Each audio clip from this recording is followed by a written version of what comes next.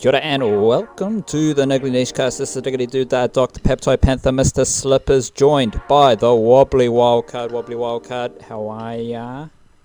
Not too bad there, Doc. Not too bad. Mate, the sun has been an absolute tear, so we'll start off with some classic weather talk. Just beautiful. Beautiful. Yeah, I wonder, I think we might have got it before you did. I think it might be working its way down because, like, Monday, Tuesday was absolutely sizzling. And then yesterday was a little more humid, a little more overcast. Very Aucklandy, I would have to say, which is, exactly the kind of weather I'm trying to get away from. But today's looking like a bit of a swelterer. So if my voice starts croaking by the end of this podcast, if I sound like I'm short of breath, it's probably because I'm working up a sweat here in the garage trying to record this thing. Well, let's hope you're just recording the podcast there. Earlier in the week I touched on a couple of rugby league matters that I want to kind of regurgitate, but we'll just get your perspective and integrate that into my beliefs and come together to paint a nice rugby league picture for our listeners. Primarily focused on the International Rugby League we've seen, and then that will flow into like some previewing thoughts about the Kiwis versus Great Britain. Then we've obviously got Tonga beat Australia. Tonga have also defeated Great Britain during this window as well. But Wildcard, I went into some depth about this earlier in the week, and I've raised the idea of the Warriors being cursed a couple of weeks prior to that. Since I told you about my idea about the Warriors curse, the Warriors have parted ways with Brian Smith, who was their general manager of football.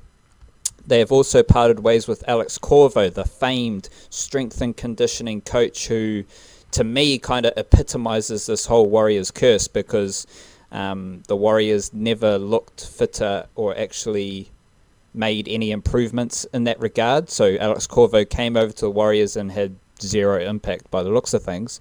And then also Nathan Kalis returning to Australia. Now there's obviously a whole smorgasbord of possible reasons why these relationships didn't quite work out, but it only doubles down on the Warriors being cursed. Like, these people came to the Warriors with high hopes, and like everything else, apparently with the Warriors, it leaves a bit underwhelming. That's how we finish it up there. Yeah, I've sort of kept an eye out on a lot of these things, and it's been real interesting because I'm looking at it from a slightly more distanced perspective because, not being a Warriors fan myself gives me a little more room to think about these things. And the Corvo one seems like the most interesting, although probably in a way you could also say like the least impactful. But it seemed like that first season when he was there, everyone was talking about how much fitter the Warriors looked, and there was like maybe an 8-week period at the start of that season where people were saying this, oh, they just look fitter. They just look like they've got so much more energy and everything. And I'm with you. I'm not sure if that was actually something that was real or if it's like people were just seeing it because they were looking for it, like confirmation bias is called. Because I wonder about that with a lot of sports. When you're watching it, it's like, oh, these guys are just fitter. These guys are, whatever, they've been working harder in the off-season. It's like, bloody everyone works hard in the off-season. It's like, there's a benchmark of fitness you have to be at to be a professional sports person. If you're not at that level, you don't get to play. So, like, it's one of those things where people, because it gets, like, dangerously close to that, and what in England they would call proper football man syndrome, or we have the exact same thing in rugby and rugby league in this country, where it's like the old folks who will just throw up ideas about like old-fashioned things like working hard and just being committed to the jersey and wanting it more, and things that are impossible to tangibly measure. So it's just an easy way of just saying that young people these days are lazy is effectively what it comes back around to, which is obviously a stupid reductive thing to say. So like when you're trying to measure that idea of does a team look fitter, does a team like, how can you possibly know? And even if there's a way in which that's true, where you can say these guys, their fitness tests are just a little bit better than this team on average, like that's not going to be the thing that decides a game late in the game when decision making's so important and all these things. Like those are, it's just an impossible thing to know. So it seems like bringing in Corvo when they did was like a statement of trying to appease that kind of thinking about the Warriors of being like, oh, well, with this year we're going to work harder than everybody else. But everybody else is working hard to a certain point, and beyond that, I almost think it doesn't really... It's not so much that it doesn't make a difference. I think players themselves could tell the difference if they're feeling fitter, if they're, been putting in more work at the gym or whatever. So, bulking up or like things like that they're measurable to them, to the players and their experience and how they go. But to fans watching from the outside, it's impossible to know. So, like, it's almost irrelevant in that way. That's about all I have to say on fitness and professional sports, though. All I care about is the Warriors' curse. So do you believe the Warriors... Like, I'm just laying it out for double down, full 100% now, the Warriors are cursed. And based on what I've told you about the people leaving, do you feel more in tune with the Warriors' curse, or do you not believe in a Warriors' curse? Oh, no, I'm all in on the curse. I'm 100%... committed to this idea at this point. I think is no other logical explanation. However, I don't know, if I'm thinking about it from the context of what I just ranted on before, like, Corvo probably wasn't going to have that much of a difference. Losing the you're going too deep into this, Walker. Yeah, I know, I probably am. Cursed or not? No, yeah, cursed. I already said that they're cursed. 100% cursed. So we'll slide in some international footy because Can I link these two ideas together, though? Because I had an interesting... My main thing that I took from that Kiwis game relates directly to the Warriors' curse, because I think it was the first try, was it, where Roger Tuivasa-Sheck did the old Roger Tuivasa-Sheck thing? Did a little skip around the outside, and he threw that little, like, backwards... offload, flick out the back sort of thing to, was it Jermaine Asako, I think? Is that the try I'm thinking of? Definitely, yeah. Down the right edge, bit of footwork. Yeah, exactly. The line, Beautiful try, outstanding try. Potential that ball might have gone forward, just quietly. I'm perfectly fine with them not calling that. However, it reminded me just like intense deja vu of a game for the Warriors against, I think it was the Parramatta Eels, but I probably should have checked this before doing a podcast. Definitely the Eels, and that was a bullshit moment. Where that was called forward, almost an exact mirror image of that same try, right? The type of moment that Warriors fans, well, me specifically as a someone who now based upon my Warriors curse, I'm gonna go down the route of I act like a Warriors fan, and my job is to be a Warriors fan. I'm not gonna sit here and celebrate my Warriors fandom when I'm also celebrating how cursed this organization is. But it was exactly the moment that Warriors fans are just accustomed to now. Like, it was just like, oh my gosh, this just sums everything up. But one of the themes I've been thinking about with the Kiwis during this international window is the scope of greatness that is available to some of these players. And like, other than Jared Waerea-Hargreaves racking up huge minutes in the middle of the field in International Rugby League, like he's doing a great job in the middle to best of my knowledge, apart from standard kind of discipline stuff. But the scope of greatness, like we already know Benji Marshall is an absolute legend. He's the best rugby league player to come out of Aotearoa. But the work of Roger Tuivasa-Sheck in these two games, he was the best player versus Australia and the best player versus Great Britain as well.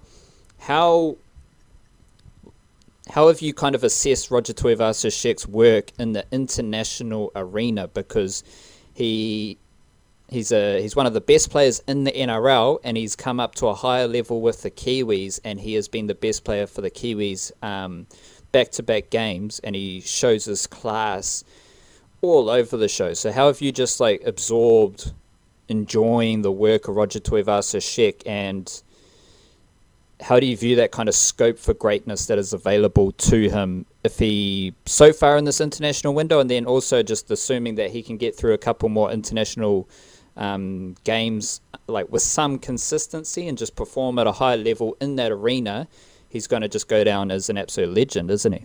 Well, yeah, Roger's Roger. I mean, he's a Dally M champion.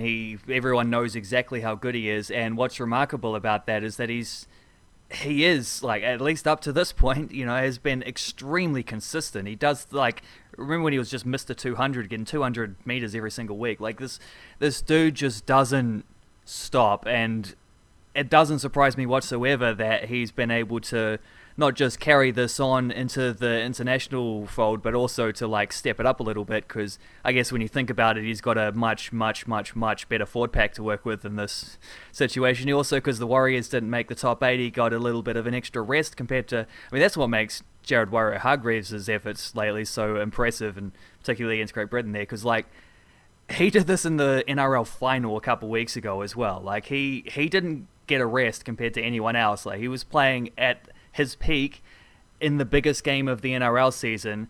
The massive like physical toll that takes to go through like the extra month of playoffs on top of the season, and then the emotional toll as well. And you know, he probably another bit of a physical toll in terms of the celebrations afterwards. Like it's so impressive. But with Roger, I mean, you expect this of him, don't you? Like he's laid such a solid benchmark of greatness for the last 3, 4, maybe even 5 years. Like specifically though, the last probably specifically the last 2, but I mean he was injured a bit the year before, so I'll say the last 3. The last 3 years he's been one of the 2 or 3 very best fullbacks, and thus in the modern NRL with how important fullbacks are, therefore one of the very best players full stop in the NRL. And he does it every single week, so you can't be surprised at any point with Roger Tuivasa-Sheck. Yeah, definitely not surprised, but the idea of players moving between the 2 levels of rugby league isn't always guaranteed. Whether that's injury, because we've had a period where Roger Tuivasa-Sheck didn't play a lot of Kiwis footy, so we can't assess his kind of legendary status if he's not playing international rugby league. And then some players just don't really step up and take their skill level and their sublime work in the NRL to the international arena. So you kind of, like, everything Roger Tuivasa-Sheck does that is amazing, you kind of expect it just because of who he is and the caliber of player and person he is. But there's no guarantees in very, very good / great NRL players replicating that in the international arena. And it's kind of a concept that is unique to rugby league, and something that I've just been thinking about, because whether it's player availability or injuries or just not making the step up, we tend not to judge players on what they do internationally, which is the highest level of rugby league. So it's just been like reinforcing, like the Warriors curse, reinforcing, doubling down on the status of Roger Tuivasa-Sheck being a bit of a legend. Funnily enough, thinking about the Warriors, Cody Nikorima came to the Warriors and played a whole lot of halves at the Warriors after playing a whole lot of halves for the Brisbane Broncos. And then last week for the Kiwis, he started at hooker as like a late call-up. And I think he played over 70 minutes as well. So just thinking back to how the Warriors use, because I think how the Warriors use Roger Tuivasa-Sheck restricts Tuivasa-Sheck, and it also restricts the Warriors. I don't think he's used correctly at the Warriors. He still finds a way to impact games and be the best player on the field for the Warriors. And then you look at Cody Nikorima, used as a half last season, to be honest, was fairly shit playing half for the Warriors. And now he's out here playing hooker in the international arena, doing a job for his country. It was just an interesting little note when you consider his season with the Warriors in the halves, and now he's a late call-up to play hooker in the international arena against a pretty rugged Great Britain team. And he holds on to that spot. He holds on to the bench spot, which I always raise was his best position. When he was with the Brisbane Broncos and Cody Nikorima was playing his best footy, it was as a bench hooker. That's the best role for him, I believe. And now he's doing that role for the Kiwis after starting last weekend. So just what do you make of that little situation? Well, that bench hooker role is a bit like being an NBA sixth man. It's like you get a lot of credit for doing it extremely well, but it's not like the pinnacle that any player Cody Nikarima is looking at that role and thinking, yeah, but I'd rather be the starting half.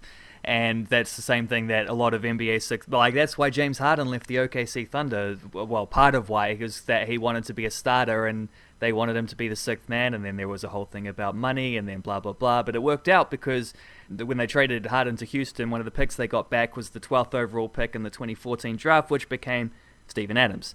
So yeah, that was a sweet little tangent. Yeah, he's lucky to be in the squad, because when we were talking about the last time we did a dual NRL World Rugby League podcast, we were talking about the Kiwis squad ahead of these internationals, and I think I raised his name as a player who has been relatively prominent just because he's been playing for the Warriors in front of a lot of New Zealand Rugby League fan eyes. Didn't have the best season for the Warriors, as everyone knows, and then wasn't picked for the Kiwis. I don't think he played in the mid-year games either, so I raised his name, and then you said, well, it's not even really a question. He just hasn't played anywhere near well enough to be in this role. And then all of a sudden, did they ever clarify what happened to Brandon Smith, by the way? Because that seemed like murky as hell, that whole situation. I'm not sure what was going on. Oh, it would have just been like late to a meeting. Like, it's nothing really. But then they bloody dropped him from the squad for it. It seemed harsh. I mean, you got to set standards. When you got a strong culture, that comes with everyone being on the same page and those kind of things. So you do have to have standards. But I think with what bit weird. I do want to speak on this because I didn't speak on it earlier in the week. I think with what Michael Maguire is trying to establish, and I just think it's no big deal if you miss an international game, because a lot of these players are being rotated in and out anyway. It might have just been dressed up as a discipline issue, and it might have just been a case of Brandon Smith having a rest. I don't think, let alone the fact that Brandon Smith was back in Auckland, he might have just got caught up in a couple of antics with his whānau from Waiheke Island, showed up late to a meeting. Missed the ferry or something. Yeah, and you just fair play to Michael Maguire. He's trying to lay down his the line in the sand, and if you step over it, all good. It felt like an example, setting an example, not so much to Smith as to everybody of those standards again. We have standards, and you have to live up to them because this is how we're going to be successful as an international rugby league side. I'd agree if there was a reason. The reason was just a generic team standards kind of thing. So they could have been protecting him in some way. I don't know, but you're thinking about it way too much. I probably just think, something small happened, and he just whatever. Who cares? I don't if it was a World Cup game, completely different scenario. But for just a game against Great Britain, it goes against everything they say about international sport. But yeah, I don't think it was a major issue. How have you, just very quickly before we get on to Tonga, how have you kind of viewed the Kiwis' performances so far? Not very good against Australia. It was a pretty dour game against Great Britain, but Test Rugby League got the job done, and now they're here for their last game of the year against Great Britain. What are your kind of feelings just around the Kiwis squad at the moment and how they're trucking along? Well, I think this third game, the second one against Great Britain, is going to probably define a lot of that. Right now it's sort of sitting on the fence because the Aussie game was it wasn't just pretty bad, it was shocking. They were terrible, and a lot of just mistakes that they shouldn't have been making, avoidable errors and stuff like that. It's just I went to bed early towards the end, midway through the second half. I actually gave up on a game of sport, which is pretty rare for myself, but it wasn't a flowing, exciting, flashy game against Great Britain last week, but it was a gripping game. I think that international rugby league idea is that's the key one from that, because I don't know, I'm not one of those people who it's almost I don't want to call them fickle because that's not fair, but I'm not one of those people who necessarily needs to see a high scoring game to call it a good game. And I see this a lot in NFL games where there'll be a game that's 49-42 or something like this, and the people will be like, what an incredible game. It's like, well, it's not really. Everyone scored on every single possession. Like, it's not that interesting. You're just waiting for someone to fail rather than for someone to do something great, which is much more exciting when someone does something great out of to elevate an otherwise sludgy game. Like, for example, Tuivasa-Sheck's little flick out the back for Jermaine Asako to score the opening try of that game, So I just that was my feeling. It's not so much that, like, I think the third game will give us more of an idea about the team as a whole, about the bigger picture and things like that, and the direction they're moving and all those things. But I honestly found that game last week to be a pretty, like, if not entertaining in the traditional sense, I found it gripping. I found it pretty, like, enthralling viewing all the same, and that's what I want from International Rugby League, to be honest, is like two teams that just aren't going to give an inch, and if you want to win it, you're going to have to find that little moment of magic, and if you don't find the moment of magic, well, maybe it's going to be a bit of a dull game, but, like, that's the arena. Like, that's what it takes to turn a result into a positive in those kind of situations. So I enjoyed it, even if it wasn't a classically thrilling game. But yeah, I will withhold overall judgments until the third game. And what about Tonga wildcard? We all know what they are as, like, a rugby league team. Their strengths, their weaknesses are laid out pretty open for everyone to see, and it's hard to say, because in the future, I think, like, we've already seen it now between the Nines and these internationals. I think they're building depth, so I can't say in the future when there is a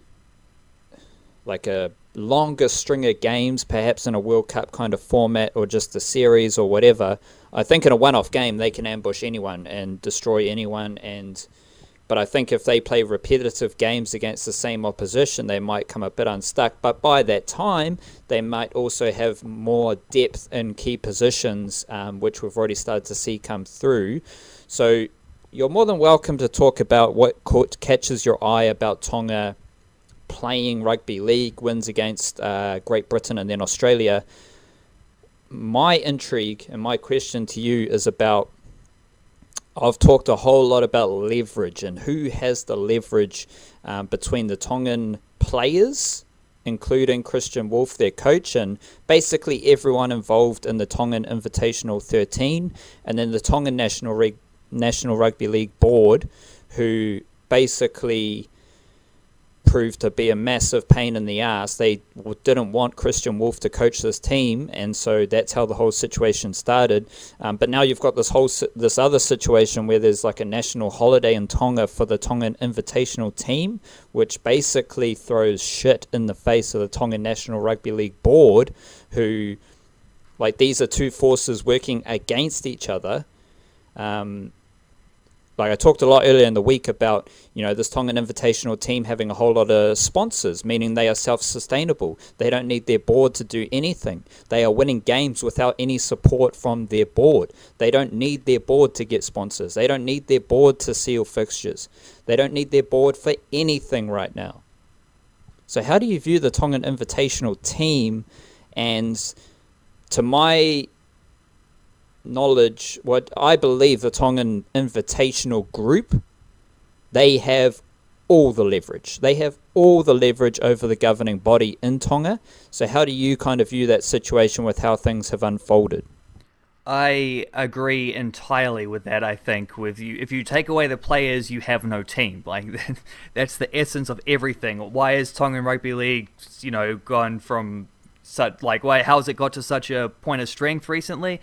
It's because this team and those players have been going out there and getting big results against big teams. And there was maybe a little bit of a feeling, I think, just since the World Cup, that perhaps, like, the bubble had burst a little bit, and then they had this, this massive off-field drama there, and then they come out here and beat Great Britain, beat Australia back-to-back. I mean, that's pretty bloody incredible. And, like, talking before about some of the